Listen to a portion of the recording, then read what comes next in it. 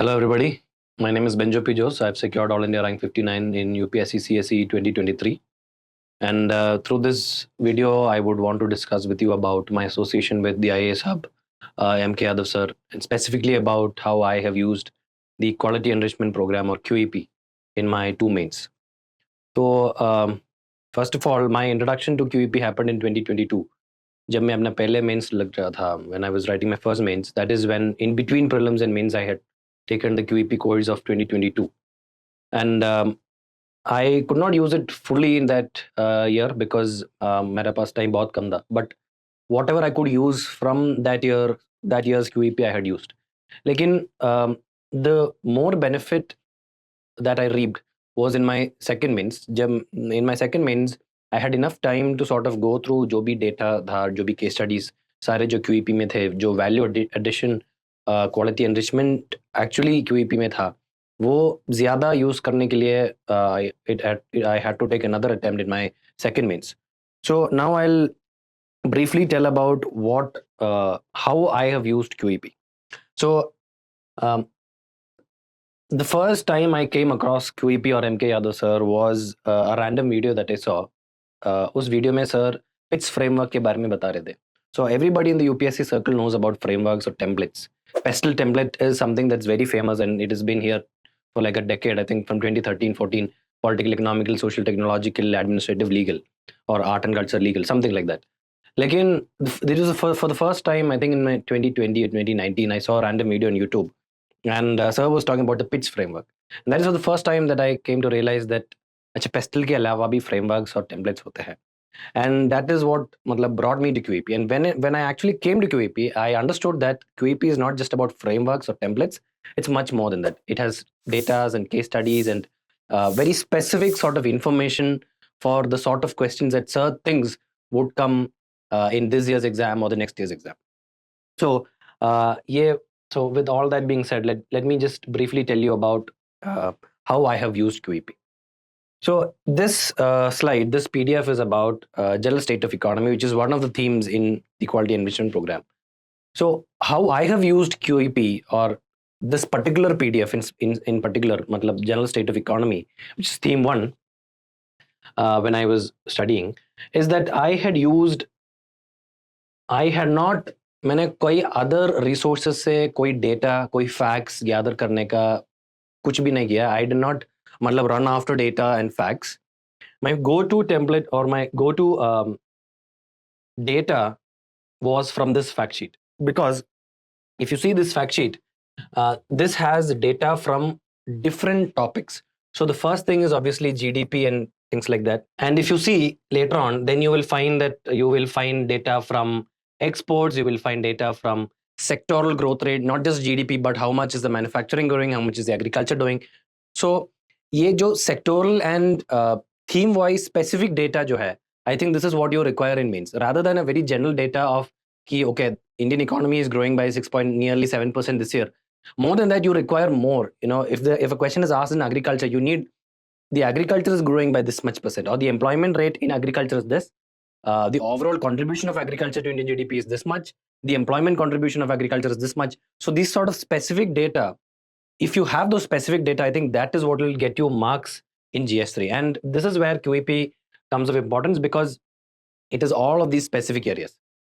And next thing what I did is I had used the case studies, the keywords that are given here extensively. So इसमें मैं एक बात बताना चाहता हूँ, and I think when I was seeing Sir's videos also, Sir was against something called compartmentalized knowledge or artificial segregation of knowledge. He was strictly against artificial segregation. And what he meant by that is, जैसे एक information हो गया, एक keyword हो गया, कोई data हो गया, which we read based on some topic. We should not limit it to that topic. We must use it extensively throughout throughout the paper, wherever we feel like. So when it comes to keywords, I would use these keywords, let's say 4Ds or democracy, demography, demand, decisiveness. This is not just to be used in economy. I would say this seems very good for good governance or see anything that comes in GS2. So for any sort of question in GS2 governance part, or even for that matter GS4 also we have public administration to a large extent. So all of these areas, this one keyword could be used. So this is what you mean by applying the same thing in different areas. So information should not be segregated in silos. When we do QEP, the most important thing is to not just do one pillar as a whole and think that acha jo bhi question aaya hai economy mein, I'll just use the things that are given in this particular pillar or theme, and I will not use anything else. No, that is not how it works. How it works is you should not compartmentalize or siloize things like that. Use whatever is given here wherever possible. And that will happen once you do questions. And this is where we come to the next aspect of QEP, which is templates. Next thing that I'm going to talk about is how to use data or facts or whatever you or keywords that you find from QEP in your exam. And this will not happen overnight. जैसे आप आज पूरा मतलब fact sheet रट्टा मार लिए, ऐसा नहीं है कि tomorrow you get a question paper, you will be able to write all the facts and data no matter how much good memory you have, because it's not just about memorizing, it's about applying, and the application level skill will come only when you practice. And this is where the importance of framework comes in. तो ये frameworks के मतलब by using the frameworks के help से मदद से आप अगर if you process your information from QEP through the use of these frameworks, you will be able to better generate points. So what I used to do is, and this is, I've taken PITS challenges or PITS framework here for very general reference, and also because ये मैंने पहले जो template देखा था वो PITS framework की था. So all of the knowledge that I have, all of the knowledge, okay, and this is not just limited to QEP, but for this aspect we're just keeping it to QEP. So QEP में से whatever data, whatever keywords, and etc., whatever I got, I would pass through this device that is known as the framework. And once I pass it through, then here there is something else called a question coming in. So according to the question, I will use this knowledge, pass it through this device that is called as the framework, and then I will get the answer. This is how frameworks usually work. And the importance of frameworks or templates is that it helps you to generate answers. जैसे एक मतलब there is a new sort of question, a sort of question that has some connection with a PYQ, but it is not entirely connected to a PYQ. It is some sort of a application level question हो गया. There it will be very difficult for you to memorize all the points, क्योंकि आपने तो topic wise note बना लिए होंगे. तो topic के ऊपर UPSC usually do not ask a question. They would connect 2-3 different topics and then they will ask you a question. तो ऐसे वाले time में memorize करना बहुत difficult है. And that is where frameworks comes into picture, because it helps you to generate points rather than recall points. I'll give you an example from general state of economy first, and then we will go to the other. I think we'll also go to agriculture. Okay, so for demonstration from the economy part, I've taken this question here, and this is from this year's QEP itself. The new foreign trade policy 2023 aims to push towards internationalization of Indian rupee in foreign trades. What other measures and safeguards must India pursue for a successful realization of this objective? So it talks about how we are trying to push towards internationalization of Indian rupee. And so, see, the question is about asking what other measures and safeguards must we take. So that definitely means that if some other measures are there might be some challenges associated with it. That is why we need some measures. But that whole debate is about how to understand the question. We'll talk about that later. But here, when we see a question like this, at the first instance, at the first go, our intention is to like recall all the points. Acha, internationalization ka ho gaya, then what all points do I remember from there? How can we truly internationalize? So then we'll talk about bilateral relations, or we may talk about nostro-vostro accounts, or we may talk about SWIFT, right? Global mechanisms for transfer of money. We'll talk about dollar bullion. So points come to our mind in this random order. When points come to our mind in random order, and when we write it like that, we are not prioritizing what we write. Second, the examiner does not understand what this person has written, because there is no flow or there is no structured clarity of thinking. And that is where we must use something called the template. So here the template is land, labor, capital, entrepreneurship, global temporary shocks, sector specific stress. So what we mean by this is, when we think about internationalization of rupee, what are some challenges, or what are some measures, or what are some safeguards, whatever is the point, whatever we require to write in the answer. Can we connect it with corruption in some way or clearance in some way? can we connect it with the regulatory issues of land in some way so that we can generate a point? So let's think about this. So what is there in our land or in our regulations or in the sphere of governance with reference to corruption that is not letting the internationalization of rupee happening? And that is where we can see some of these points that we put here.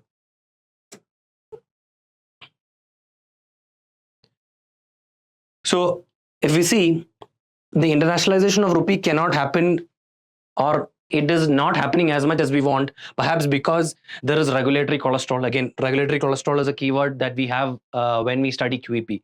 I have come across this keyword when we did QEP in General State of Economy. So what does this mean? It means that, see, the point is internationalization of rupee is not happening because there are some problems in our regulations, there are some problems in the laws, and these laws needed to be streamlined. They need to be much more flexible. They need to be much more accommodative so that foreign businesses come and set up their industries or their offices in India. And once we have that, once more foreign investment comes, perhaps internationalization of rupee would be possible, right? So that is the whole point. But how did I get to that point? That point was generated because I thought in this way.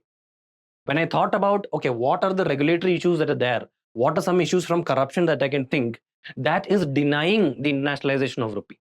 And when I thought like that, I understood, yes, when it comes to land and regulatory factors, when it comes to laws and regulations, perhaps we are not getting we are not getting foreign investment because there are some issues with our regulations. There are issues in corruption. There are issues in policies. Stable policies nahi hai, and because of that, foreign investment is not coming.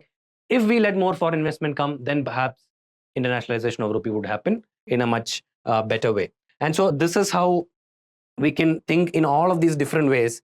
Similarly, if you think labor, again, same logic if you apply. Foreign investment or more foreign companies are not coming into India, and thereby we are not able to internationalize rupee so much because our labor reforms are not adequate. We don't have labor law. Grievance redressal for labor is not correct. Similarly, third thing is capital.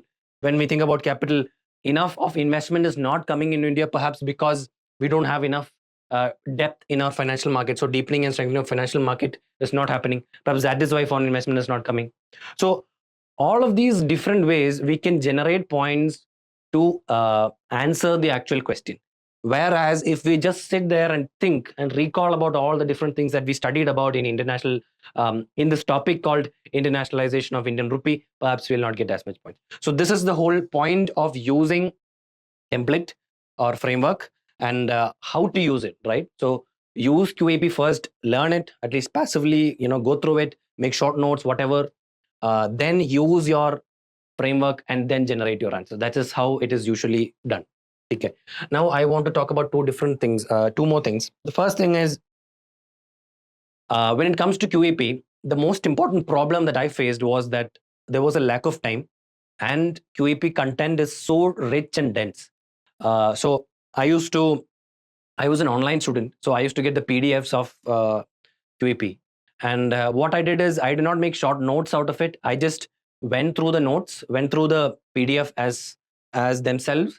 I used to highlight in the PDF itself, and some data or something, if I find relevant, maybe I'll jot it down in the side itself, right? So, but for some people, what they do is they read the whole QEP, and if it's a 300-page thing, they'll condense it to 30 pages or 10 pages.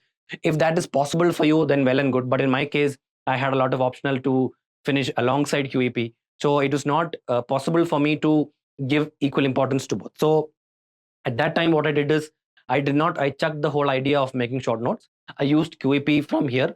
Whatever relevant data, relevant information, relevant things I could find from QEP, I would mark it in this PDF itself, and then I would use it. I would revise it whenever before the exam, and I would use it in the exam. So that is the first thing about making short notes or how to make use of QEP. See, if you don't have enough time, you've just joined QEP after prelims like I did, what you should focus upon is to condense QEP, right? That is the most important thing, because QEP cannot be 100% replicated in the exam hall because it's very, very dense. So what you need to do is condense it. But since you are writing mains for the first time and also doing QEP alongside for the first time, the time that you give for condensing should be, relatively less. So when we think about that, it might not be as intelligent to make a lot of short notes from QEP, but rather use from the PDF themselves, right? So उसमें थोड़ा मतलब अपन को मतलब intelligent होना है, rather than trying to do what everybody else is doing. So just because somebody else is making a short note, it doesn't mean that you also have to do it. Take care of your surroundings, your situations, and use it accordingly. That is what I did. When we talk about QEP and how I used it is case studies and diagrams. Case studies, if you see here, sir has given you in agriculture, he has given you 1, 2, 3, 4, 5, 6, 7 case studies. We don't have to mug up all these 7. Try to mug up maybe 2 or 3, and that also try to mug up the case studies which you think are important or you might be able to recollect better. So when it came to me, I did not recall all of them, but see, the first case study for me was comparatively easier to recall because this is something from my home state, which is Kerala. So I would use this case study for the second, poultry farming in Wayanad, or rolled rice campaign Sambhurna Nelkrishi in Karnool. This would be easier for me to replicate because it is from my state. So I would use something like this. And then secondly, the second sort of thing that you can replicate is that you try to pick and choose case studies for different sectors, such as if you see here, for water conservation, you can take the Punjab example and not take any other thing. Similarly, for marketing, again, you can choose Maharashtra. So take your topics first. In agriculture, you have themes or different topics, right?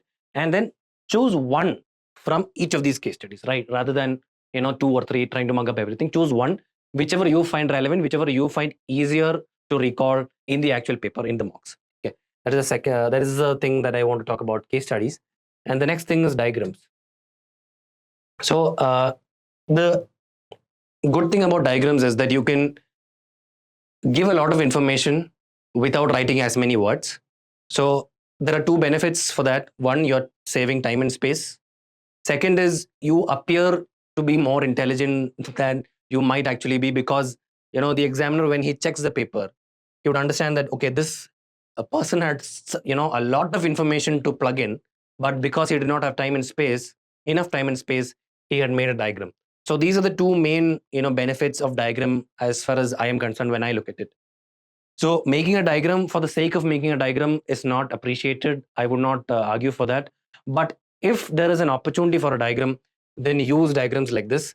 The good thing about diagrams is, like I said, you don't have to write a lot. So if you see diagrams like this, I have used many diagrams like this, whichever were given in QEP, almost verbatim, because you would think that this does not make sense, or matlab, this is not fully explained what it means and everything. But believe me, the examiner has this much clarity and this much reason to understand what you would have meant when you make a diagram like this. So diagrams, when you make, do not try to explain a lot.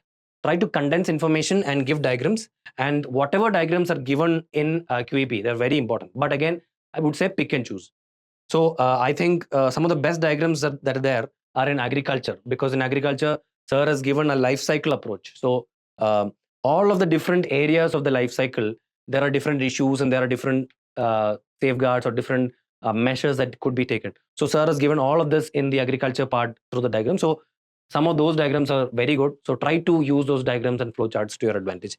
And the other thing is, obviously, you can make these diagrams in a small micro diagram or a small thing. If this is the entire paper, some people use this much space to just give a diagram. What you could rather do is make a small box like this here, try to make a diagram here. Or what some other answer writing technique that we could use is, try to divide the page somewhere, if this is the body, and then try to write something here and make the diagram here, rather than making the entire diagram on this whole area. It might seem that you are using a lot of space. So the whole point of diagram is to save your time and space. Make the examiner also understand that you're saving time and space by drawing a diagram, rather than just drawing a diagram for the sake of it. So I think these are broadly what I want to talk about QEP. All right. So before winding up, I would want to just sort of work out one more template. And here I want to talk about this thing about templates. कि ऐसा नहीं है कि we just have one template in QEP. There are a lot of templates. So agriculture के लिए there is this particular template. जैसे मैंने पहले बताया कि PITS का एक template है. Then there is another template of economy. Then there are other templates such as template for climate change. So different templates exist within QEP. It is for us to use those templates, memorize these templates first of all, and then use it. And मैंने पहले भी बताया कि these templates will not be used, or QEP cannot be used directly in the exam hall by just mugging up. See, first of all, you need to mug up data and read whatever and understand the QEP content. Then you must apply through this template. Then only, and practice that repeatedly, like iterate that a lot of times. Then only will you be able to write a good answer within 7 minutes or 10 minutes in the actual exam hall. So try to brainstorm as much as QEP content through these templates as much as possible. Okay, as much as possible. If you brainstorm, I think it will be much more easier for you to write in the exam hall. And sir has also said that see, if none of the templates, if you don't remember any of the templates, or at some question you don't remember any template, or you think that one particular template might not be useful, the best thing to do then is to think about the syllabus template. So sir through the QEP has said about the syllabus template. So I have used syllabus template extensively. So in that, I would think from GS1 perspective, and then subdividing GS1 from geographical perspective, from historical perspective, from world history, from society. And then if I want to talk a little bit more, then I would subdivide society into caste, urbanization, women, or something like that, right? So all of the different sub points or subtopics of the syllabus, those could act as my template. So it is not that we need to just learn one or two templates and our work is done. हमारा काम मतलब खत्म नहीं है. We need to maximize as much templates as possible so that any sort of question comes, we could generate answers. So before winding up, let me apply the template of agriculture in a question. So the question here is significance of the food processing industry. I'll just show you the question. So the question is significance of food processing sector. Elaborate the scope and significance of food processing industry in India. This is a fairly easy question. How will we usually go with answering it is that we'll tell about kya hai food processing sector, what is it, and what is the significance. So we'll try to randomly recall points. We'll try to say that food processing helps in avoiding wastage. It helps in adding value. It helps in increasing farmer income. So these are very generic points that we'll usually try to write when we just record. But if we use templates, we'll get much more diverse points. So this is where we can brainstorm some of the points of the significance of food processing sector in India through these different subheadings or through the different pointers of the template. So when we think about social, can we think about how food processing sector would have something to do with inclusivity or health, something to do with poverty or inequality? So I think when it comes to inclusivity, I think food processing sector would be able to, it might be able to help India achieve inclusive growth. And what do we mean by inclusive growth? Inclusive growth means that growth is not confined to certain sectors or certain groups of people. So how we usually understand growth in India is services sector contributes the most amount of income is accruing to industrialists or the services sector. They are the salaried employees, but farmers do not get as much income as they're supposed to get, right? So because of that, they are not, the growth in agriculture sector is not as much as in other sectors, right? Or they don't come along, right? The farmers, when we think about development of farmers, it does not happen as much as it should happen, or it does not happen as much as what is happening in the industrial sector or in the manufacturing sector or in the services sector. So because of this, inclusive growth is not happening. Now we can talk about how if we are doing food processing, right, then food processing will lead to more value addition, right? Will lead to more value addition in the crops. And when it happens, what can happen is that the farmer income will grow. And when the farmer income will grow, it might lead to inclusive growth. So this is the sort of very specific point that you can write when we just think about this. Otherwise, what we usually do is, see, all of these points, like I said, value addition, increasing farmer income, this would just be written randomly. But here, now I have made a coherent comprehensive point connecting all these different points with the use of this one template pointer called inclusivity. So I would say value addition in the food, or by increasing food processing in India, it will lead to value addition in the crops, which will lead to generating much more income for the farmers. So that is the whole point that I can write just by thinking about this one thing. Second, let's think about something else. So next, another point from the template that we can choose is in environmental, we can choose water, air, soil pollution. So there is a very ordinary normal point here, which is that, see, any crop that you take or any fruit, let's say jackfruit. I take jackfruit as an example here. And what usually happens in jackfruit is that the fruit part of it, this is used. This might be exported as a whole, or the plum or the fruit part will be extracted and only those will be exported. All of the other part of the jackfruit, such as the outer layer, everything, those will be wasted. It might lead to more pollution.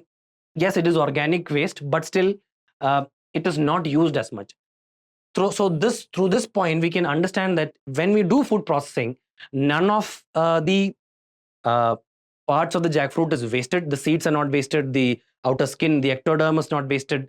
Not only is the fruit part used, but everything else of the jackfruit is also used. So wastage and pollution that happens because of this wastage can be minimized when we do food processing for a fruit like jackfruit. So it seems like a very simple point, but it is a very relevant point because it talks about the whole concept of the circular economy. So through the food processing industry, through food processing, through value addition, through diversifying products in the food processing, what we can do is we can move towards a circular economy because we're not wasting anything. So this is the way that you can generate one point. So I generated the point of circular economy and minimizing wastage by seeing the subtopic water, air, or soil pollution, right? So to minimize pollution, we can use maximum parts of the crop. So this is another sort of diverse point that you can generate. And believe me, points like this will not usually come to people, and that is because this sort of a structured thinking does not exist. Okay, and when we do structural thinking, it might be easier for us to generate more points. Okay. Next, something else that we can take from here is, let's say, economic, employment, inflation, or multiplier effect, forward, backward linkages. What we understand by this is that, see, usually in India, in QEP also, we have that there is pocket-sized land holding or fragmented land holdings. What do we mean by that? That any average farmer, the small and marginal farmers have less than 1 hectare of land, and they make up about 85%. 85% of farmers have less than 1 hectare, and they are called as small and marginal farmers. And so when it comes to employment, they are not farmers as such. Many of them are agriculture laborers also, right? So employment in India when it comes to agriculture is very, very, it is high, but it is not returning enough, right? It is not remunerative. So it can be understood as a growthless job. Again, that is another keyword that I got to know in last year's or the QEP that I took, growthless job, because you're growing, agriculture is happening, but when it comes to you have jobs, but growth is not there, right? You have jobs, but it is not remunerative enough. And what we can do here, when we connect this point with the whole significance of food processing, we can say that when we do more food processing, it will generate more employment. Because see, let's take the example of jackfruit itself. So earlier, what is the importance of a jackfruit, or what all labor is being implemented to generate a jackfruit? There would be a farmer, right? And he would grow a jackfruit tree, and there would be another laborer to cut it down. And then they would maybe export the whole fruit out. There is no processing involved. There is no value addition involved. But now let's say jackfruit they are trying to add more value to it. They are branding it more. So now what they're doing is they're taking out the fruits from inside the jackfruit individually, keeping it inside a plastic bag, right? Or a small container or an organic container, whatever, and then they're exporting it. So now, earlier only one farmer needed to be there or two people needed to be there for the whole export of jackfruit to happen. But now we need a little bit more people. They can be employed to maybe pluck, maybe take the jackfruit from inside the fruit itself, the plum part, and then package it, right? Proper packaging ke liye, we need to employ a little bit more people. Second, if we need to market it, then a proper branding needs to be done. So more people from that area could be employed for branding and marketing the jackfruit, right? For making designs, for making those packages, eco-friendly packages, right? Secondly, the other parts of the jackfruit that we usually waste, which is the ectoderm and something like that. If we have a waste processing facility, something like that, or if we use it in a different way, then perhaps more people can be employed for using this. So from 2 people or employing 2 or 3 people who had very low returns when they were exporting or selling jackfruit, to now employing about 10 people and who has perhaps more returns, that is a way in which we can solve the employment issues that are prevailing in the agriculture sector. Because we can do 2 things. Number 1, we can increase employment in agriculture. Number 2, we can make it more remunerative. So this is a way in which food processing or adding value to your product will help in solving employment issue, right? Similar for your multiplier effect, forward, backward linkages as well. Because you see, again, the example of the jackfruit, if we have some sort of processing there, if we have a value addition there, and if we have some fruits and there is a packaging, now if it needs to be exported, we need we need cold storages first of all, so that this is perishable food, this should not get wasted, right? If you're exporting to a different country, we need cold storage transport facility, right? So in this way, industries, services sector can also be linked to the process of agriculture.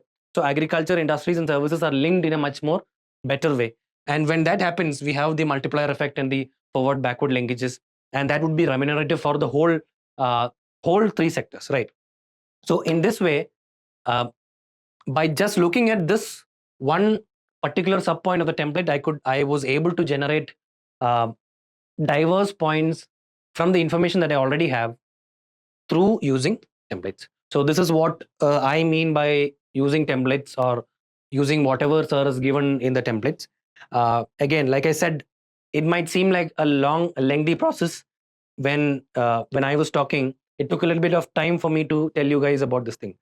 But that is because, number 1, I have not used templates for like 3-4 months, or maybe 5-6 months ever since mains as much. So what you need to do is use templates as much as possible. And number 2, it will take some time for me to revise content also. But since we are writing mains, if you're writing mains this year, in the next 2 or 3 months, what you will have is, you will have a lot of content, because you're reading a lot of data, you're getting a lot of data. So use that, number 1. And number 2, apply this template on that data multiple times, like iterate it, brainstorm a lot of these questions. So almost all the questions in agriculture, or any part of the GS, right? Take those questions, use different templates. It's not that you should limit it to one template. Use different templates to generate points, right? Brainstorm. Once you do it over and over again, point generation would become much more faster. So this is another like good thing for or a suggestion for people who usually say that, sir, हमें time नहीं मिल रहा है paper complete करने के लिए. It is not because you have some problem in writing, you have some problem in thinking. Your thinking is not fast, and using templates is a way in which you can fasten your thinking, so that you would be able to generate much more points in less amount of time. So use templates to your advantage, brainstorm as much as possible, and I think this would help you fetch more marks in mains, not just by writing quicker answers, but also writing enriched or value-added answers. So this was my sort of small video explaining how my association with QEP and iasHub, and how I use QEP. I hope it is beneficial to all of you. Thank you.